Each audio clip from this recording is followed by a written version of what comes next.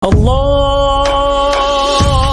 Akbar, Allahu Akbar, Allahu Akbar. La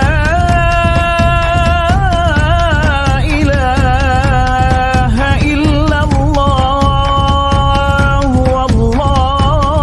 Akbar.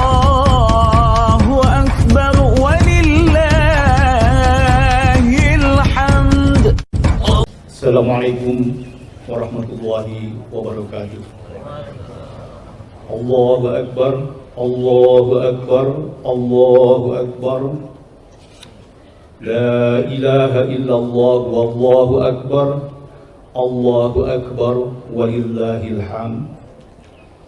Alhamdulillah, alhamdulillahilladzi ja'ala dzikra li Ibrahim wa Ismail. Asyhadu an la ilaha illallah wahdahu la syarika lah wa asyhadu anna Muhammadan abduhu wa rasuluh la nabiyya ba'dah.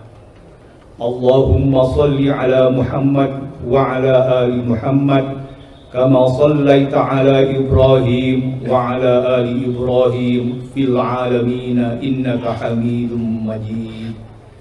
Ya ayyuhal hadirun ittaqullah haqqa tuqatih wa la tamutunna illa wa antum muslimun wa'tasimu bihablillahi jami'an wa la tafarraqu. Allahu Akbar, Allahu Akbar, Allahu Akbar, walillahil hamd. Seiring fajar 10 Zulhijjah yang merekah di ufuk timur, di pagi yang cerah ini kaum muslimin di seluruh penjuru mata angin berduyun-duyun mendatangi masjid-masjid atau lapangan terbuka, berbanjar, membentuk saf-saf, menghamparkan sajadah, menundukkan kepala, dan dengan syahdu membesarkan nama Allah, memuji nama Allah dengan mengumandangkan kalimat takbir, tahmid, dan tahlil. Kelembutan yang terpancar dari suara takbir, tahlil, dan tahmid merekahkan ribuan kuntum mawar keimanan yang dipupuk selama berhitung tahun, semoga berubah menjadi nilai-nilai ketakwaan. Rasa sedih, haru, dan gembira mengkristal menjadi tetesan air mata yang jatuh perlahan ke pangkuan. Sementara itu nun jauh di sana, di padang Arafah, berjuta kaum muslimin dari berbagai negara sejak beberapa hari yang lalu berkumpul menghadiri undangan Allah, melakukan jambore internasional yang paling akbar, melaksanakan wukuf sebagai puncak ibadah haji. Mereka semua merasa terpanggil memenuhi undangan Allah dengan biaya yang tidak murah. Di antaranya banyak juga yang berusia lanjut dan dengan kondisi kesehatan yang tidak lagi bubar, dengan tidak membedakan suku, bangsa, warna kulit, bahasa, kewarganegaraan, kekayaan, kepangkatan, melebur dalam kebersamaan, kesemuanya larut dalam pengakuan ketidakberdayaan. Dengan pakaian ihram yang serba putih, mereka membuat sebuah prosesi akbar, prosesi yang menyerupai gladi resi Yaumal Qiyamah, hari penghisaban, hari di mana setiap diri manusia akan mengetahui apa yang telah dikerjakan dan apa yang telah dilalaikannya.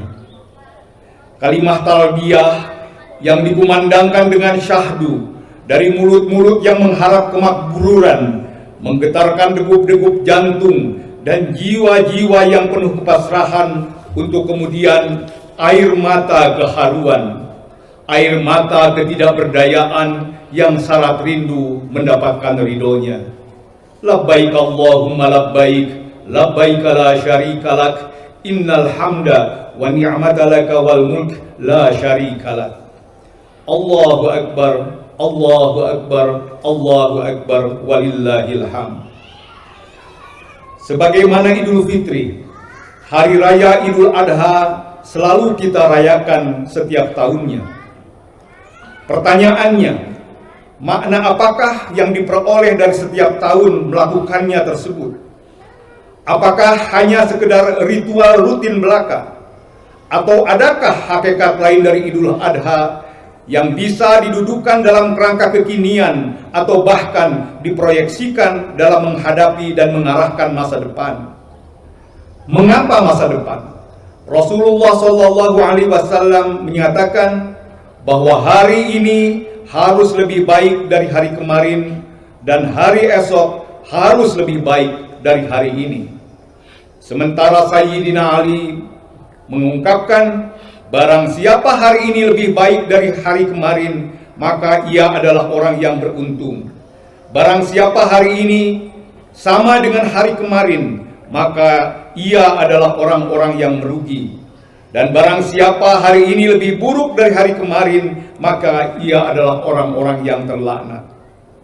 Oleh karena itu, kita perlu selalu mengidentifikasi keadaan masa kini dan berbagai perubahan yang akan terus terjadi di masa yang akan datang. Menurut Andy Grove, CEO Intel Corporation, ketika Anda tidak takut, sesungguhnya Anda tidak mengerti.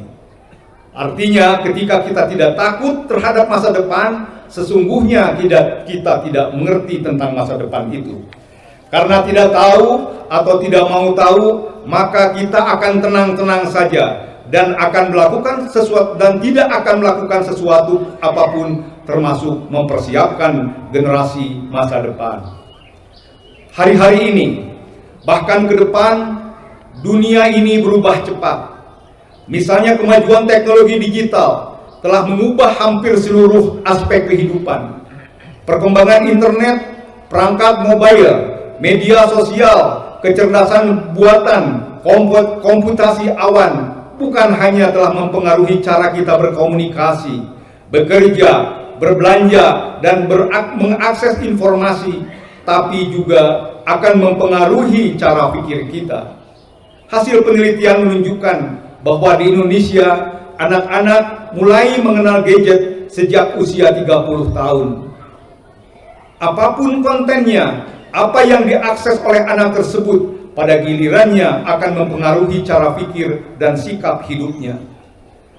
Globalisasi, migrasi, dan interkoneksi yang semakin intensif telah menghasilkan perubahan sosial dan budaya yang sangat cepat. Nilai-nilai, norma, dan pandangan dunia telah berubah secara signifikan dalam dekade terakhir, terutama di kalangan generasi muda. Dengan perubahan-perubahan yang terus-menerus terjadi, maka kita berhadapan dengan ketidakpastian, sesuatu yang sulit dipahami dan juga ambigu dalam memandang benar dan salah. Sekarang kita bingung mana yang benar, mana yang salah. Kadang-kadang kesalahan-kesalahan itu kalau terus-menerus dibombardir pada diri kita seolah-olah menjadi kebenaran. Jamai Casio menyebutkan kita berada dalam situasi brittle atau rapuh yang sangat mengkhawatirkan atau anxiety. Di dalam menghadapi hal-hal seperti tersebut, sebelum melakukan tindakan, kita dituntut untuk bersikap kritis. Suatu sikap yang diajarkan Nabi Ibrahim alaihissalam ketika mencari kebenaran. Di dalam surat Al-An'am disebutkan, dan ingatlah di waktu Ibrahim berkata kepada bapaknya Azar, pantaskah kamu menjadikan berhala-berhala sebagai Tuhan-Tuhan? Sesungguhnya aku melihat kamu dan kaummu dalam kesesatan yang nyata. Dan demikianlah kami perlihatkan kepada Ibrahim tanda-tanda keagungan kami di langit dan di bumi, dan agar dia termasuk orang-orang yang yakin. Ketika malam telah menjadi gelap, dia melihat sebuah bintang, lalu berkata, inilah Tuhanku. Tetapi tak kala bintang itu lenyap, dia berkata, saya tidak suka kepada yang lenyap. Kemudian tak kala dia melihat bulan terbit, dia berkata, inilah Tuhanku. Tapi setelah bulan itu terbenam, dia berkata, sesungguhnya jika Tuhanku tidak memberi petunjuk padaku, pastilah aku termasuk orang-orang yang sesat. Kemudian tak kala dia melihat matahari terbit, dia berkata, inilah Tuhanku, itu yang lebih besar. Maka tak kala matahari itu terbenam, dia berkata, hai kaumku, sesungguhnya aku berlepas diri dari apa yang kalian persekutukan. Sesungguhnya aku menghadapkan diriku kepada Tuhan yang menciptakan langit dan bumi dengan kecenderung kepada agama yang benar, dan aku bukan termasuk orang-orang yang mempersekutukan Tuhan. Allahu Akbar, walillahil hamd. Karena perubahan itu adalah suatu keniscayaan, fundament penting yang juga harus melekat pada diri kita adalah kuatnya akidah. Di Indonesia, ancaman terhadap akidah ini sekarang dan ke depan akan semakin menjadi-jadi. Sekali lagi, di Indonesia, ancaman terhadap akidah ini sekarang dan ke depan akan lebih menjadi-jadi. Bukan hanya karena dampak perubahan secara kasat mata, kita melihat banyak orang atau golongan yang tidak senang dengan kemajuan, bahkan keberadaan Islam di Indonesia. Berbagai cara dilakukan untuk melemahkan akidah umat Islam, baik itu melalui jalur politik, ekonomi, sosial, teknologi, dan sebagainya. Padahal sejarah telah mencatat bahwa kontributor utama dari berdirinya republik ini adalah umat Islam. Menurut Kiai Haji Muhtar Adam, inti dari agama adalah akidah. Akidah harus tercermin di dalam ibadah, dan ibadah tercermin di dalam akhlak. Sedangkan akhlak harus tercermin di dalam silaturahmi, dan cerminan silaturahmi adalah menyenangkan dan memberikan maslahat kepada orang lain. Sekali lagi, akidah harus tercermin di dalam ibadah, dan ibadah harus tercermin di dalam akhlak, di dalam kegiatan sehari-hari. Kita melihat banyak yang ibadahnya bagus, tetapi akhlaknya tidak mencerminkan bahwa dia ahli sholat, bahwa dia ahli tahajud, bahwa dia ahli puasa. Ini di sisi lain sebetulnya dapat merugikan Islam sendiri. Riwayat menunjukkan bahwa untuk mempertahankan akidah ini, Nabi Ibrahim berani menghadapi berbagai tantangan, baik dari orang tuanya, masyarakat sekelilingnya, maupun penguasa, sehingga dia dibakar hidup-hidup. Teladan yang hebat, karena dewasa ini banyak manusia yang karena berbagai kepentingan dunianya, berbagai kepentingan politiknya, berani untuk menggadaikan dan bahkan menjual akidahnya. Allahu Akbar, walillahil hamd. Berbeda dengan Nabi Ibrahim yang berasal dari keluarga bukan Islam, yaitu keluarga penyembah berhala, sehingga untuk mencari Tuhan dilakukannya sendiri dengan waktu yang panjang dan sangat-sangat komplentatif. Kita semua alhamdulillah sudah diperkenalkan kepada Islam oleh orang tua kita. Ketika lahir oleh ayah kita, langsung dikumandangkan azan dan iqamat di telinga. Selanjutnya ayah dan ibulah yang menanamkan keislaman ini kepada kita sejak kecil. Kiai Haji Hasbullah Hafidhi, pendiri Darul Hikam, mengatakan bahwa pengkhianatan terbesar seorang anak kepada orang tuanya adalah manakala sang anak tidak menjalankan nilai-nilai keislaman yang dididikan oleh orang tua tersebut. Sekali lagi, pengkhianatan terbesar seorang anak kepada orang tuanya adalah manakala sang anak tidak menjalankan nilai-nilai keislaman yang dididikan oleh orang tuanya. Sebagai estafeta, selanjutnya nilai-nilai keislaman tersebut seharusnya disampaikan pula kepada para putranya. Karena itu, kebalikan dari itu, kita bisa mengatakan pengkhianatan terbesar dari orang tua kepada anaknya adalah manakala orang tua itu tidak mendidik anak-anaknya dan keluarganya dengan nilai-nilai keislaman. Sekali lagi, pengkhianatan terbesar dari orang tua terhadap anaknya adalah manakala orang tua tersebut tidak mendidik anak-anaknya dengan nilai-nilai keislaman. Mungkin kita bisa mengukur Apakah nilai-nilai keislaman yang disampaikan secara turun-temurun tersebut semakin lama semakin baik atau tidak? Pertanyaannya adalah, apakah perilaku keislaman kita lebih baik dari orang tua kita? Dan perilaku keislaman anak-anak kita jauh lebih baik dari kita? Secara makro, di masyarakat juga, mungkin kita bisa melihat dengan jumlah umat Islam di Indonesia yang semakin banyak dewasa ini, apakah nilai-nilai dan perilaku keislaman, bagaimanakah perilaku nilai-nilai keislamannya dibandingkan dengan generasi-generasi sebelumnya? Apabila lebih jelek, maka agama Islam berada di dalam keadaan bahaya. Allah Subhanahu wa taala bersabda di dalam surat An-Nisa, "Wal yakhshal ladzina law taraku min khalfihim dzurriyyatan dhi'afa khafu 'alaihim falyattaqullaha wal yaqulu qawlan sadida." Dan hendaklah engkau merasa takut kepada Allah apabila di kemudian hari meninggalkan generasi yang lemah. Walaupun asbabun nuzul ayat tersebut adalah berkaitan dengan anak yatim, namun secara kontekstual ayat tersebut bisa diterapkan untuk generasi secara keseluruhan. Kekhawatiran utama kita adalah generasi muda ke depan yang lemah iman.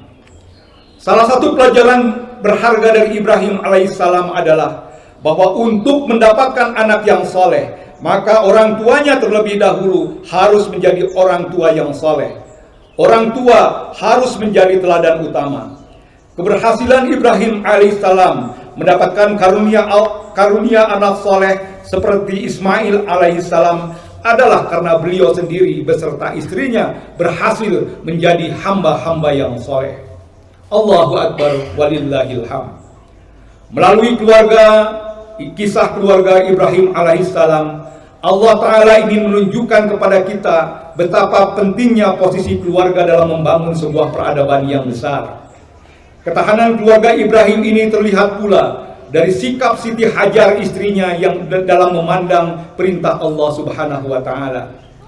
Ketika Ibrahim membawa istrinya beserta anaknya yang masih dalam usia menyusu sampai ke Baitullah, di bagian masjid yang paling tinggi, di tempat yang tidak ada air dan untuk kemudian meninggalkannya, Ummu Ismail mengikutinya sambil berkata, "Wahai Ibrahim, akan kemana kau pergi meninggalkan kami di lembah ini tanpa siapa-siapa dan tanpa apa-apa?" Diucapkannya kalimat tersebut berulang-ulang, namun Ibrahim tidak juga menoleh. Akhirnya Ummu Ismail berkata, "Allahkah yang menyuruhmu melakukan ini?" Kemudian Ibrahim menjawab, "Ya."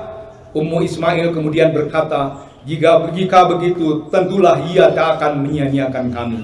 Allahu Akbar walillahil hamd.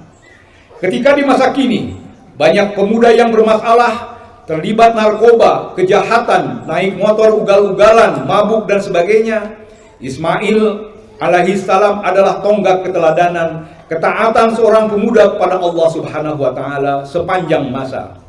Ismail yang masih belia adalah sosok yang harus dijadikan contoh oleh generasi muda muslim yang sekaligus sebagai contoh dari keberhasilan orang tua di dalam mendidik anaknya. Dengan ayah yang hebat, dengan ibu yang hebat, wajarlah lahir seorang anak yang hebat pula seperti Ismail alaihissalam. Ismail, buah hati belahan jiwa yang sudah ditunggu-tunggu kehadirannya sejak lama, melalui doa demi doa yang tiada henti, atas perintah Allah harus dikorbankan di dalam menghadapi ujian yang berat tersebut, karena yakin perintah Allah baik Ibrahim maupun Ismail melaksanakannya tanpa kebimbangan. Ketika Ibrahim menempelkan golok di lehernya dan kelihatan ragu, betapa dengan tegarnya dan dengan gagahnya Ismail berkata, "Ya Aba, tif'al ma tu'maru fasatajiduni insyaallah minadh shabirin." Ya Allah, ya ayah, apakah itu perintah Allah? Tak lakukanlah dan engkau akan melihat aku sebagai orang yang sabar. Allahu Akbar walillahil hamd. Anak sebagai amanah yang harus dipertanggungjawabkan. Apabila gagal dibina dengan baik di jalan Allah, akan menjadi beban di dunia dan di akhirat. Sebaliknya, apabila berhasil dididik menjadi anak yang soleh, selain akan menjadi investasi yang akan menambah amal, kriteria di akhirat juga akan memberikan kontribusi yang bagi tertib, aman, dan kedamaian serta kemajuan dunia. Keberhasilan Ibrahim dalam mendidik keislaman kepada keluarganya berlangsung lintas generasi, sehingga banyak keturunan Nabi Ibrahim yang menjadi nabi dan rasul, termasuk diantaranya Rasulullah Muhammad Sallallahu Alaihi Wasallam. Dengan keberhasilannya menjadikan anak turunnya menjadi nabi, tidaklah heran apabila Nabi Ibrahim diberi predikat Abu al-Anbiya atau bapaknya para nabi, yang harus menjadi teladan bagi kita semua. Firman Allah menyebutkan di dalam surat Al-Mumtahanah, sungguh telah ada untuk kalian teladan yang terbaik, yang baik dari Ibrahim dan orang-orang yang bersamanya.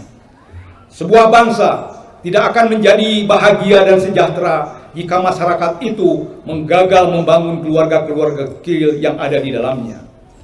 Seperti cerita di atas, pelajaran penting yang lain dari Ibrahim alaihissalam adalah keputusan-keputusan yang akan dilakukan melalui dialog dengan anggota keluarganya.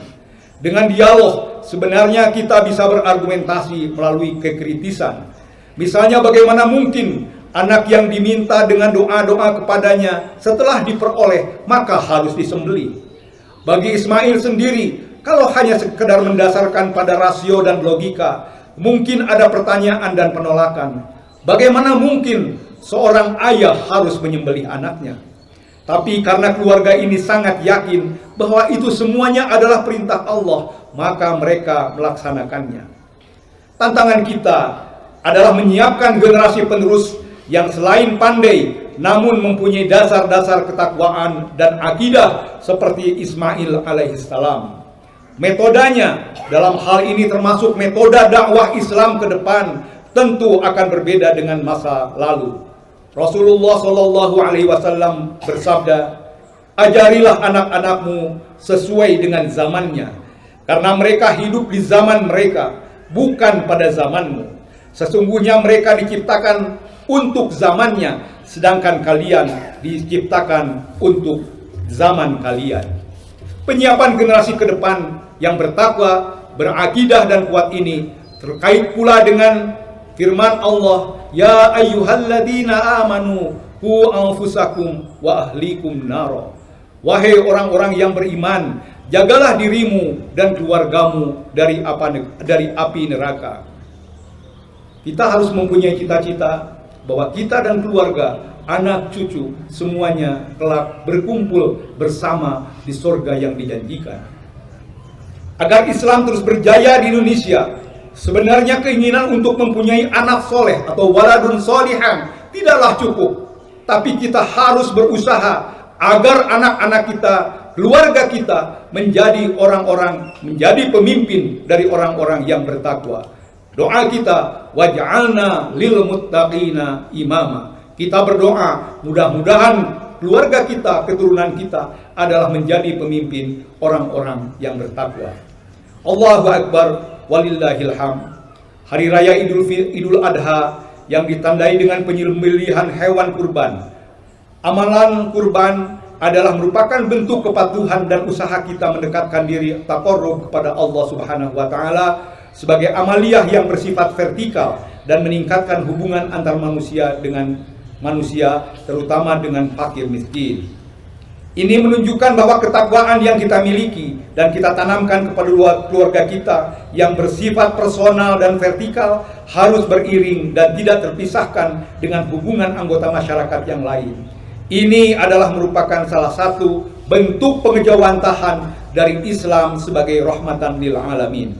Marilah kita berkurban untuk kepentingan masa depan generasi muda, kepentingan bangsa dan kepentingan agama Islam. Allahu Akbar, walillahil hamd. Akhirnya marilah kita berdoa, semoga nilai-nilai Idul Adha ini dapat mengendap ke dalam sanubari dan menjadi salah satu acuan dalam menghadapi tantangan dan ancaman masa depan. Allahu Akbar, walillahil hamd. Bismillahirrahmanirrahim. Hamdan syakirin, hamdan ni'amahu wa yukafi mazidah. Ya Rabbana lakal hamdu kama yanbaghi li jalali wajhikal karim wa 'azimi sultanik. Doa yang pertama kita khususkan untuk Bapak dan Ibu kita yang telah menanamkan kepada kita nilai-nilai keislaman dan keimanan. Allahumma ighfir lana wa liwalidayna warhamhuma kama rabbayana shighara. Allahumma ighfir lana wa liwalidina warhamhuma kama rabbayana shighara. Allahumma ighfir lana wa liwalidayna warhamhuma kama rabbayana shighara. Allahumma ihdinas siratal mustaqim. Seiring fajar pagi ini, dekaplah jiwa kami yang sangat rindu padamu. Penjarakanlah kalbu kami dalam hangat api cintamu, hingga kehadiran kami yang merunduk sepenuh sujud senantiasa berserah diri kepadamu.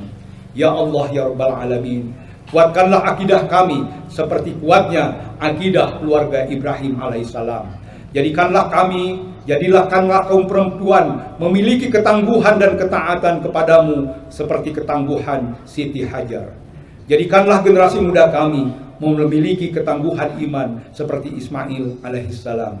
Ya Allah, anugerahkanlah kami istri dan keturunan sebagai penyenang hati, dan jadikanlah kami semua menjadi imam bagi orang-orang yang bertakwa.